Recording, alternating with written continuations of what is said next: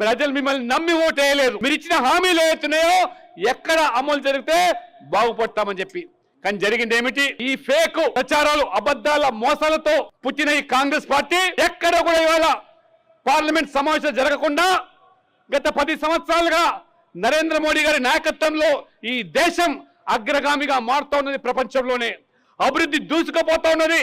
పేదలకు ఇవాళ ఆ పథకాలు చివరి వ్యక్తికి అందుతూ ఉన్నాయి. కాబట్టి ప్రపంచంలోనే ఇవాళ భారతదేశం ఒక శక్తివంతమైన దేశంగా మారుతా ఉంటే, ఈ రోజు భారతదేశాన్ని విచ్ఛిన్నపరచడానికి, అస్థిరపరచడానికి, ఆర్థికంగా దెబ్బతీయడానికి, పారిశ్రామికవేత్తలకు వ్యతిరేకంగా జరుగుతున్నటువంటి కుట్రలు భగ్నం చేయడానికి ఈ త్రిభుజం అనేటువంటిది జార్జ్ సోరస్, రెండోది OCCRP, దానికి రాహుల్ గాంధీ వంత పాడుతున్నారని చెప్పి ఈ త్రిభుజం అని చెప్పి ఆ పత్రిక విశేషమైనటువంటి ఆ వార్తలు ప్రచురిస్తే ఏ రకంగా తెలంగాణ ప్రజలు మీరు గమనించండి.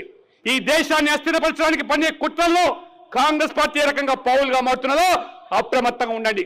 ఆనాడు ఇదే తెలంగాణలో ఫేక్ వీడియోలు సృష్టించి ఆనాడు కేంద్ర హోంమంత్రి అమిత్ షా గారు బీజేపీ అధికారులకు వస్తే రిజర్వేషన్లు రద్దు చేస్తాము, రాజ్యాంగం రద్దు చేస్తామని చెప్పి ఏ రకంగా ఫేక్ వీడియోలు సృష్టించారో ఇక్కడ కాంగ్రెస్ పార్టీ ఈ రోజు వారు అనుభవిస్తా ఉన్నారు. ఇవాళ ఖచ్చితంగా తెలంగాణ ప్రజలు నమ్మి మోసపోయినందుకు ఇవాళ భారతీయ జనతా పార్టీకి వైపు ఇవాళ ఆశతో చూస్తూ ఉన్నారు. కాబట్టి ఖచ్చితంగా భారతీయ జనతా పార్టీ తెలంగాణ ప్రజల ఆశలకు, ఆలోచనలకు అనుగుణంగా మీరు ఇచ్చిన హామీలు నెరవేర్చండి.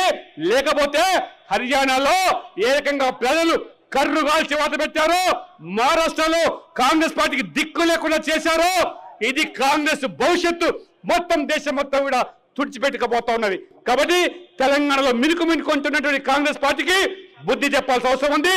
మూసి ప్రక్షాళన పేరు మీద కానివ్వండి, హైడ్రా పేరు మీద కానివ్వండి, ఇవాళ లఘుచర్ల ఏ రకంగా భూసేకరణ విషయంలో ఏ రకంగా పట్టి పీడిస్తున్నారో వాళ్ళందరూ కూడా అండగా భారతీయ జనతా పార్టీ ఉంటుందని చెప్పి ఈ సందర్భంగా తెలుస్తూ